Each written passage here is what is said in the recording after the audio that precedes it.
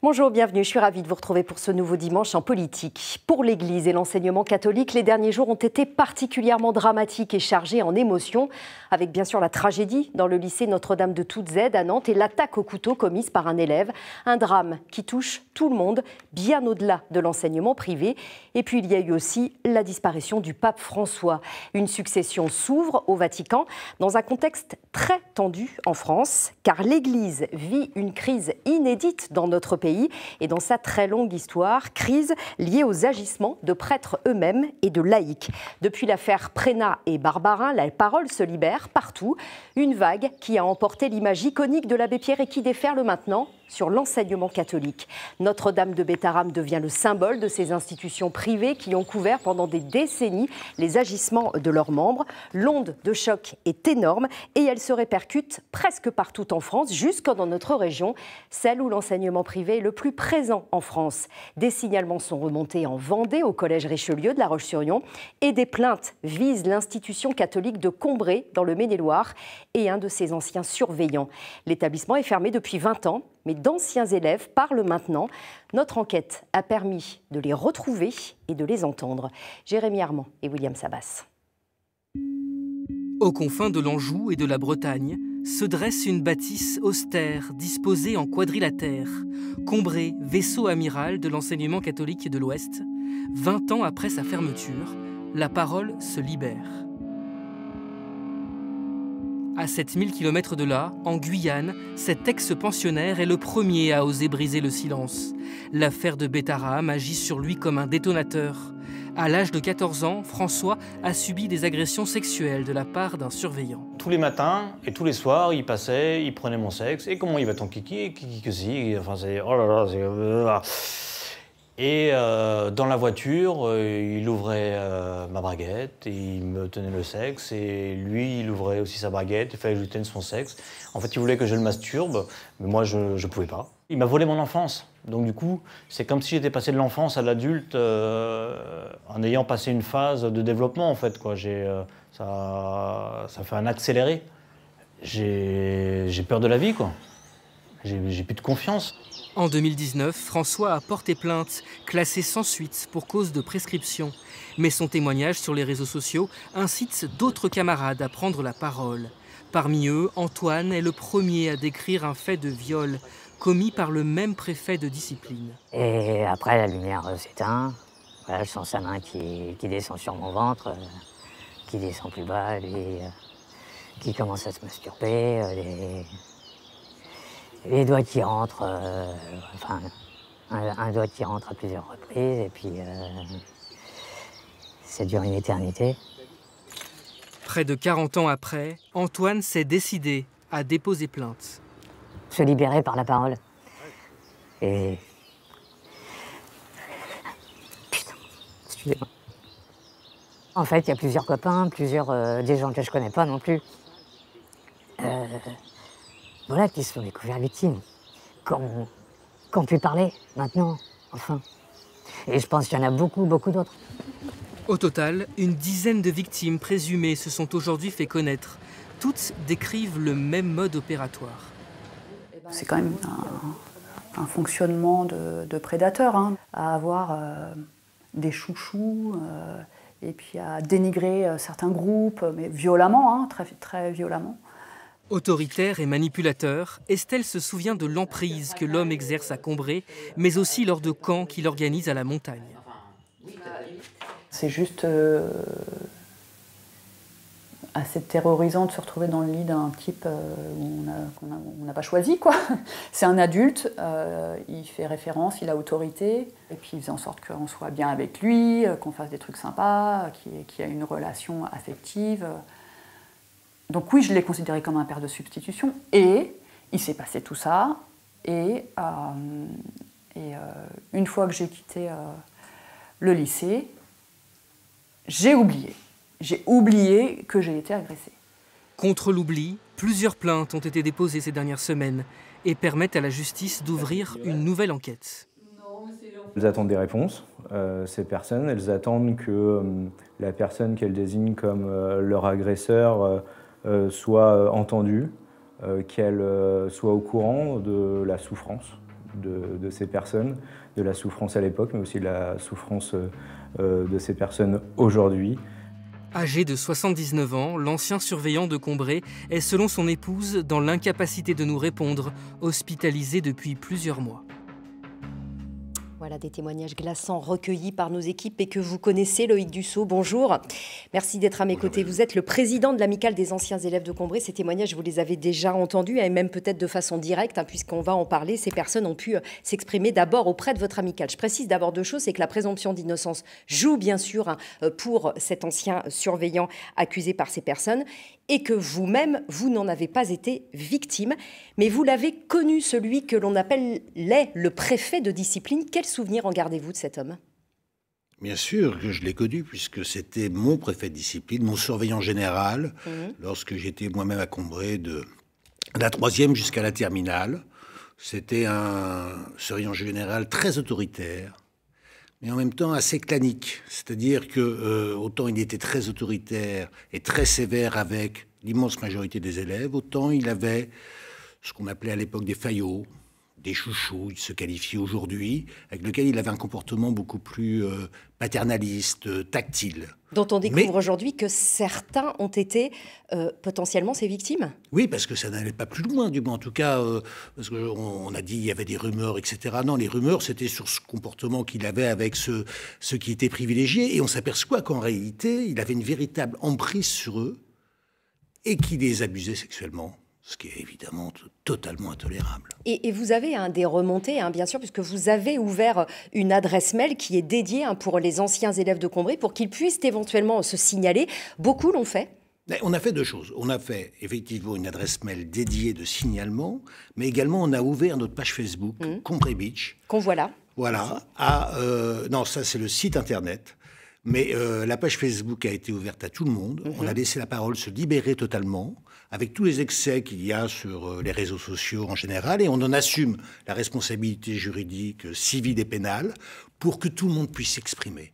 Et à partir de là, ceux qui ont voulu le faire de façon plus confidentielle ont pu le faire auprès de notre cellule d'écoute. De votre cellule d'écoute, et ensuite se tourner éventuellement vers la justice. On va entendre le procureur dans un instant. Il y a pour l'instant une dizaine de plaintes déposées, peut-être une quinzaine à venir au total. Voilà. Oui, nous les avons invités évidemment à se rapprocher du même avocat, mais même s'ils ont le choix de leur avocat, bien sûr, pour s'allier et puis pour porter l'affaire devant la justice. Parce qu'en réalité, c'est la justice qui est compétente pour traiter de la question. Et vous dites, moi j'y étais à l'époque, mais vous étiez à l'époque un mineur, vous aviez entre 13, 14 ans et 17 ans. Il y avait des adultes à l'époque. Est-ce qu'il y a des anciens enseignants, des anciens surveillants qui aussi se manifestent auprès de vous en disant « mais on n'a rien vu » ? Bien sûr.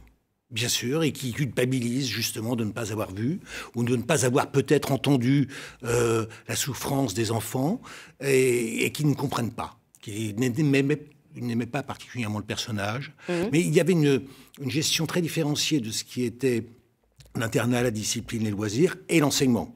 On n'a pas de professeurs qui sont mis en cause du tout dans cette affaire. Et je précise qu'il n'y a qu'un seul surveillant, ex-surveillant à Combray, qui est mis en cause.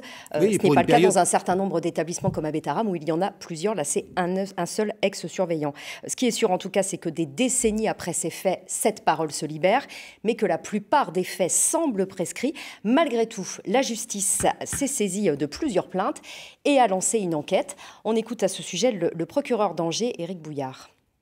La prescription n'interdit pas l'enquête. Aujourd'hui, on a déjà plusieurs victimes qui vont pouvoir être entendues, qui vont pouvoir nous citer des noms de témoins, certaines l'ont déjà fait, et on va pouvoir reprendre et essayer d'identifier les plaignants, les victimes de ce type de fait. Et à partir de là, on étudiera véritablement le régime de prescription. C'est quelque chose de très complexe qui a beaucoup évolué au cours des 30 dernières années. Les faits qui sont dénoncés aujourd'hui apparaissent comme prescrits. Mais avant même qu'on valide cela, il faudra que toute l'enquête se fasse. Ma communication aujourd'hui, elle n'est pas neutre par définition. On sait aussi que ce qui va emporter quelquefois le fait que la parole se libère, c'est le fait de savoir que d'autres personnes qui ont subi les mêmes choses que vous ont décidé de dire les choses, et ça peut renforcer le collectif, peut renforcer l'action des victimes.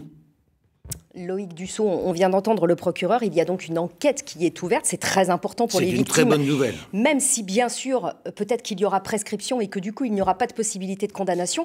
L'ex-agresseur est toujours en vie, on l'a entendu dans le reportage, oui. Son épouse dit qu'il est hospitalisé, mais vous souhaitez, vous, qu'il soit très vite entendu, bien sûr. Ah bah oui, il faut se poser, parce qu'il est quand même âgé, il serait malade, donc ce serait bien qu'il soit entendu, mais il faut d'abord entendre les victimes, les écouter. Depuis une circulaire du garde des Sceaux de 2011, il est possible effectivement d'enquêter, comme l'a dit monsieur le procureur, sur des faits qui apparaissent a priori prescrits. Mais après, on a tout un système de prescription glissante où il faut essayer de déterminer justement à quel moment ça peut être prescrit, s'il n'y a pas eu des interruptions de prescription entre-temps, parce qu'on sait qu'il y a eu des enquêtes judiciaires dans cette affaire. Il y a eu des enquêtes dans les années 60, en 97 aussi. Là, il y a eu une enquête en 97 sur signalement du successeur du surveillant général en question. Et qui a été classé sans suite. A priori, qui a été classé sans suite. Et c'est ça qui interroge aussi. De cette enquête. Et c'est aussi sur ça que vont porter les investigations qui vont s'ouvrir maintenant. En tout cas, cette affaire qui concerne votre ex-établissement Combré, on comprend bien désormais qu'elle n'est pas la seule en France. Loin de là, à plusieurs endroits dans notre pays, d'autres témoignages émergent. Bonjour Maxime Jaglin. Bonjour Virginie. Vous les avez recensés parce que ces témoignages, ils sont tous glaçants. Oui, l'affaire Betaram a créé une véritable onde de choc. C'est monstrueux, ça émerge de partout, selon l'entourage de la ministre de l'Éducation, qui précise que chaque semaine, ce sont 2 à 3 collectifs d'anciens élèves qui se constituent pour dénoncer des faits de violence scolaire dans des établissements privés. Regardez cette carte réalisée par nos confrères d'ici. On voit que toute la France, évidemment, est concernée. On va prendre 3 exemples. Notre-Dame de Garaison, ici, juste à côté de Betaram. C'est là, notamment, que Jean Castex a fait ses études, au moins 36 signalements. Dans le Pays Basque, Saint-François-Xavier, à l'autre bout du pays, en Moselle, Burtécourt. Ces 3 établissements qui se ressemblent un petit peu à chaque fois des pensionnats catholiques. On y retrouve des témoignages véritablement glaçants. La spécialité du surveillant était de fouetter les élèves alignés avec un lacet en cuir tressé. Un calvaire, une série de claques et de coups de poing pour rien, nous dit Michel dans le Pays Basque. En Moselle, le frère s'acharnait sur nous comme une bête avec un gourdin. Des témoignages comme celui d'Hubert, on en a aujourd'hui des dizaines partout en France. Et c'est absolument terrible. Alors là, on a parlé de cas qui étaient dans le sud-ouest, à l'est, mais on voit qu'il y a des points parce que c'est aussi dans notre région, dans l'ouest. Oui, par exemple, au relais Kerhuon, près de Brest. Là, c'est le témoignage de Joël qui nous dit que c'était raclé sur raclé au collège Saint-Pierre. Là-bas, les anciens élèves s'appellent eux-mêmes les bagnards. Et puis, dans notre région, on en a parlé, il y a Combré, bien sûr, mais il y a aussi ce témoignage en Vendée, au collège Richelieu.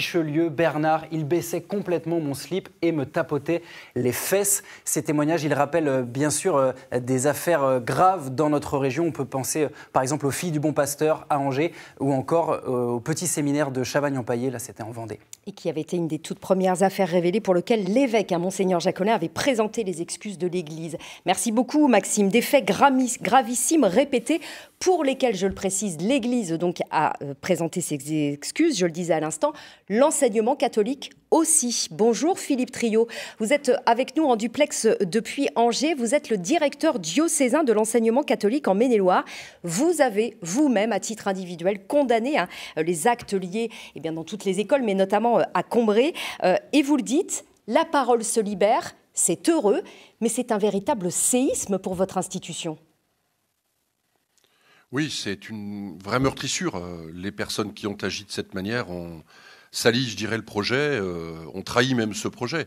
Voilà, il n'y a pas de mot, si ce n'est celui de considérer aujourd'hui qu'on doit effectivement faire tout ce qu'il faut pour que la parole se libère, qu'elle soit entendue, que la justice passe et puisse passer, et qu'on fasse en sorte, nous, aujourd'hui, que nos établissements, évidemment, soient les plus sécurisés possibles, voilà, par un travail de fond qui vise à faire que on laisse aux élèves la possibilité de témoigner de choses qui n'ont rien à faire et à voir dans un établissement scolaire. Il y a des plaintes pour Combré. Est-ce qu'il y a d'autres cas remontés dans le Maine-et-Loire jusqu'à vous, dans d'autres écoles de votre département ? Alors, à l'heure où je vous parle, non. Les cas qui me sont remontés, effectivement, l'ont été par la cellule diocésaine, entre autres, et concernent effectivement essentiellement Combré à l'heure où l'on parle. Voilà. Pas d'autres situations émanant d'autres établissements. Même si effectivement on peut considérer que certains des établissements encore présents aujourd'hui dans le réseau avaient un profil, une morphologie assez comparable à celle de l'Institution libre de Combray qui, comme vous l'avez rappelé, effectivement est fermée depuis 2005. Alors, on est la région où il y a le plus d'élèves en France dans l'enseignement privé catholique. 43% des élèves en Maine-et-Loire sont dans le privé, 51% en Vendée, plus de 250 000 élèves dans le privé en Pays de la Loire. Est-ce que ces révélations en cascade, qu'elles touchent notre région ou au-delà, elles ont déjà, Philippe Triot, un impact sur les parents d'élèves, sur votre communauté et peut-être même sur les inscriptions ? Pas spécialement. Les chiffres qui nous remontent, en tout cas en Maine-et-Loire, pour ceux que moi je connais et je maîtrise, nous annoncent une rentrée prochaine en termes d'effectifs comparables, voire légèrement supérieure à la précédente. Et je n'ai pas, à l'heure où je vous parle, de témoignages particuliers d'acteurs du réseau, que ce soit effectivement des parents d'élèves, que ce soit des acteurs même, des enseignants ou autres, qui m'aient témoigné ou m'aient rappelé, je dirais, la problématique qui est posée par la révélation liée à Bétarame et pour nous, effectivement, cette triste affaire de Combray. Voilà. Mais c'est assez surprenant puisque des parents d'élèves ne viennent pas vous voir en vous disant « mais enfin, mais ce qui se passe, c'est terrible ». Il n'y a pas de réaction plus que ça. Non, on peut avoir on va avoir éventuellement ce type d'échange et de réaction quand on est dans le cadre, je dirais, d'une visite informelle ou d'une rencontre ou d'un rendez-vous, où effectivement on peut, entre personnes, partager, je dirais, ce drame et l'évoquer dans le sens qui est plutôt de se dire aujourd'hui, que faites-vous, qu'entreprenez-vous pour faire en sorte effectivement que ça ne se reproduise pas. On est plutôt maintenant, je dirais, face à des parents d'élèves quand ils évoquent l'affaire, si tant est sur les questionnements sur l'avenir, on imagine, et pour que cela ne se reproduise plus. Oui, c'est ça, voilà, qui se disent, mais on confie... Voilà, on confie notre enfant à vos établissements. C'est forcément aussi pour que ça ne se reproduise plus. Votre directeur national, on peut dire, de l'enseignement catholique dit « Le temps est révolu de protéger l'institution plutôt que la personne ». Clairement. En tout cas, cette situation, on peut le dire à Philippe Triot, Loïc Dussault, elle a duré trop longtemps dans un certain nombre d'établissements. Pas tous, bien sûr, puisque l'immense majorité ont été bienveillants et ça s'est très bien passé pour les élèves, rappelons-le quand même, en enseignement privé. Malgré tout, les avis remontent, notamment auprès de l'INIR. C'est cette instance qui recueille des témoignages et qui indemnise les victimes d'actes pédophiles dans l'Église ou d'établissements catholiques lorsqu'ils étaient mineurs. Sa présidente nous a accordé un entretien, on l'écoute et on se retrouve juste après. Bonsoir Marie de Rinde-Vaucresson. Vous êtes la présidente de l'INIR, c'est l'instance nationale indépendante de reconnaissance et de réparation qui peut donc être saisie par les victimes de pédocriminalité dans l'Église. 1600 personnes l'ont sollicité depuis sa création par l'Église de France en 2021.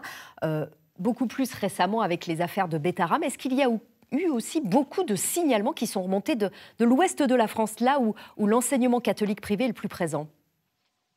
L'ouest de la France fait partie des régions qui sont très présentes dans les sollicitations que nous avons, en tout cas pour les faits qui se sont passés il y a aujourd'hui plusieurs dizaines d'années. Nous avons effectivement un repérage important dans l'ouest de la France. Comment est-ce que vous l'expliquez ?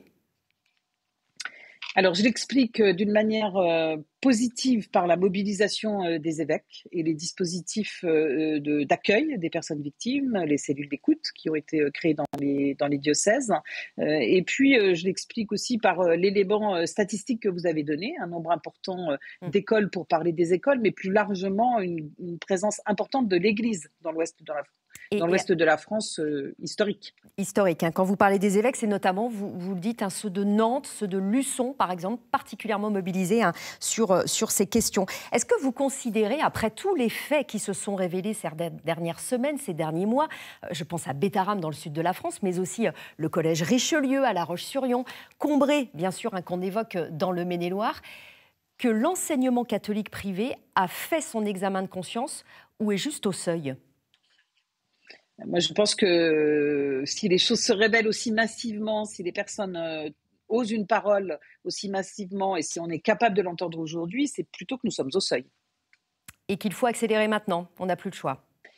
Il faut accélérer avec méthode, c'est-à-dire créer effectivement des espaces d'écoute aussi dans les écoles pour que les enfants puissent parler aujourd'hui, mais aussi que ceux du passé aient des lieux d'écoute. Et c'est pas forcément au niveau de l'INIR que les choses sont plus efficaces. Pourquoi ? Parce que les personnes victimes ont besoin d'un lien de proximité, d'une écoute de proximité et aussi de réponse de proximité. Alors, votre instance entend et elle propose aussi des réparations financières aux victimes qui sont quasiment toujours attribuées à ces victimes, 1600 pour l'instant reconnues. Mais en fait, ce que vous nous dites, c'est qu'aussi ces victimes, elles ont surtout besoin d'être entendues et reconnues. L'importance pour eux de la lettre de reconnaissance depuis le début de l'instance. J'en ai signé près de 900 aujourd'hui, le montre. Qu'est-ce que vous appelez une lettre de reconnaissance ?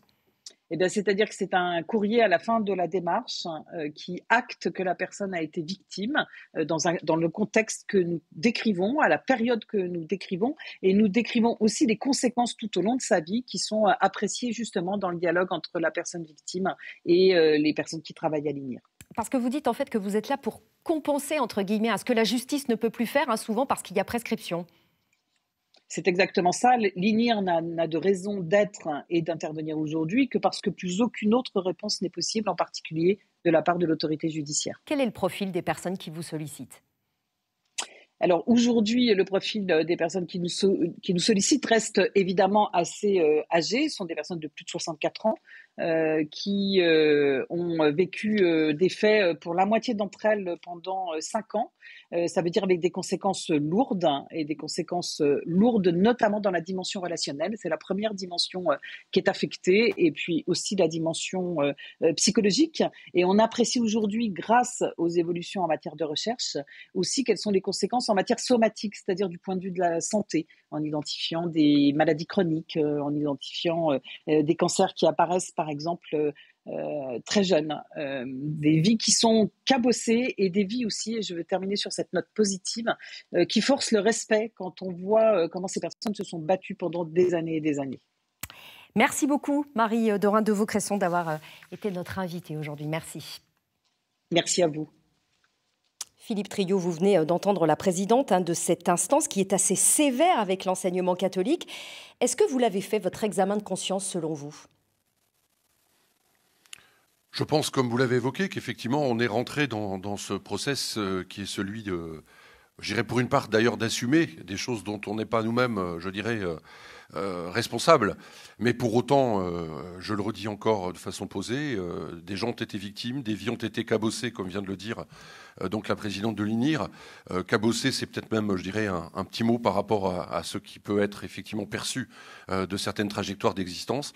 Donc on a un vrai devoir aujourd'hui, qui est celui très clairement, et notre secrétaire général Philippe Delorme l'a rappelé, de faire que l'institution ne soit pas première. Ce qui compte avant tout, ce sont les personnes qui sont accueillies.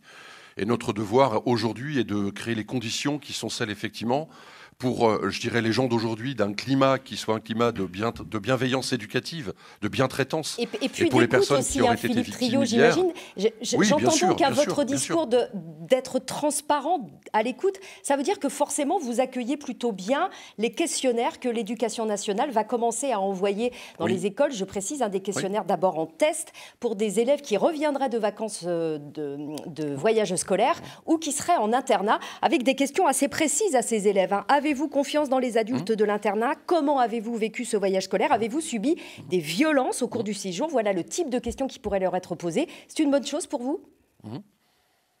Je dirais que tout ce qui va concourir, et ces questionnaires peuvent en faire partie, à faire en sorte qu'on puisse effectivement recevoir la parole des enfants et la garantie que les espaces dans lesquels les déviances peuvent effectivement s'exercer ne puissent être vécus, me convient. Et mon devoir et mon rôle est aussi d'imaginer, moi, de mon côté, que je puisse aller aussi dans ce sens-là.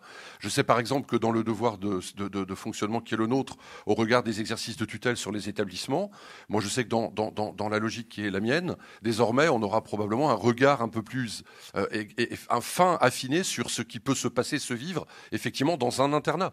Et ça me paraît important, effectivement, de contribuer à travailler, à faire en sorte qu'effectivement, la parole puisse être reçue, la parole puisse être entendue et que l'action, et que vous-même vous soyez plus vigilant en tant qu'institution. La ministre de l'Éducation nationale, Elisabeth Borne, a annoncé que 60 inspecteurs supplémentaires allaient être déployés d'ici 2 ans, 40% des établissements privés sous contrat inspectés dans les 2 prochaines années. Ça fait un nombre considérable. Je précise qu'en Pays de la Loire, il y a 1091 établissements privés pour 259 000 élèves, 293 dans votre département. C'est un chantier énorme qui est devant vous sur ces contrôles. Alors, bon, je vais respecter l'institution effectivement qui est celle de l'Éducation nationale. J'espère effectivement que les moyens qui sont déployés permettront de mettre en place effectivement ces contrôles, parce que de facto, moi je ne les rejette pas. Je trouve que nous n'avons, je dirais, quand on fait son travail, il n'y a rien à cacher.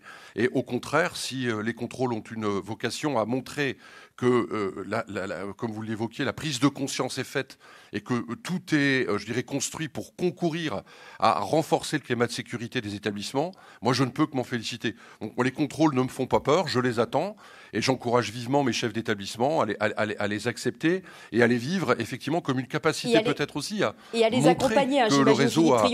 On arrive bientôt à la fin de cette émission. J'aimerais juste qu'on puisse réécouter Loïc Dussopt. Je voyais que vous écoutiez très attentivement Philippe Trio et que vous opiniez assez régulièrement. Ça vous rassure d'entendre ce discours, de dire en fait on ne cache plus rien sous le tapis? Non, mais ça ne m'étonne pas.